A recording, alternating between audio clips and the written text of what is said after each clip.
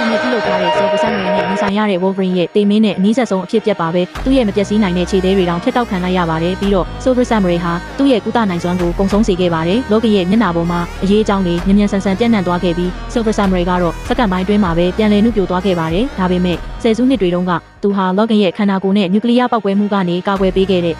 သူဖြစ်ခဲ့ပါတယ်လောကရဲ့ကြောက်စရာကောင်းတဲ့ကုသနှုံးကရရှိတာကိုတုံ့လို့စေခဲ့ပြီးအဲ့ဒီနေ့ကစပြီးလောကရဲ့မတည်နိုင်တဲ့ဘဝကိုဆွဲလန်းသွားခဲ့ပါတယ်ဒါကြောင့်သူ့ဘဝအဆုံးသတ်တော့မယ့်အချိန်မှာလောကန်ကိုသူ့ရဲ့အကျွေးကိုပြန်ဆက်ဖို့ဟန်ဆောင်ပြီးဂျပန်ကိုဖိတ်ခေါ်ခဲ့ပါတယ်ဒါပေမဲ့သူပြောတဲ့အချိန်မှာလောကန်ရဲ့စွမ်းအားကိုခိုးယူဖို့သူ့ရဲ့ရည်မှန်းချက်ကိုဖွင့်ထားခဲ့ပါတယ်ဒါကြောင့်လောကန်ကချက်ချင်းချင်းဆိုခဲ့ပေမဲ့အဲ့ဒါကရရှိတာကိုပို့ပြီးလိုချင်စေခဲ့ပါတယ်အဲ့ဒီညမှာပဲ Viper ကိုသူ့နောက်ကိုဆေးလွှတ်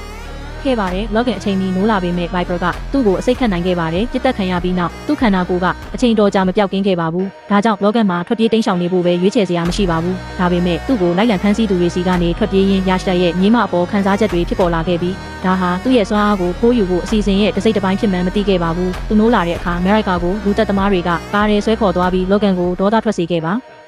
သူမကိုကယ်တင်ဖို့အတွက်သူ့ရဲ့အစွမ်းတတိပြေဝကိုအရင်ဆုံးပြန်လည်ရရှိဖို့လိုအပ်ပြီးအဲ့ဒီအချိန်မှာပဲစပိုင်းဆိုင်ရာကပ်ပါကောင်ကသူ့နှလုံးသားကိုတွေ့ကပ်နေတာကိုနောက်ဆုံးတော့သူရှာဖွေတွေ့ရှိခဲ့ပါတယ်မေးစေးမရှိတဲ့အတွက်သူ့ရင်ဘတ်ကိုဆွဲဖွင့်ပြီးလက်ပလာနဲ့ဆွဲထုတ်ခဲ့ပါတယ်နာကျင်မှုကမခံမရနိုင်လောက်အောင်ပြင်းထန်ပေမဲ့သူ့ရဲ့ကုသနိုင်စွမ်းကနောက်ဆုံးတော့ပြန်လည်ရောက်ရှိလာခဲ့ပါတယ်မာရီကာကိုကယ်တင်ဖို့ချက်ချင်းထွက်သွားခဲ့ပေမဲ့နင်ဂျာတက်ကမှောင်မိုက်ထဲမှာစောင့်ကြိုနေခဲ့ပါတယ်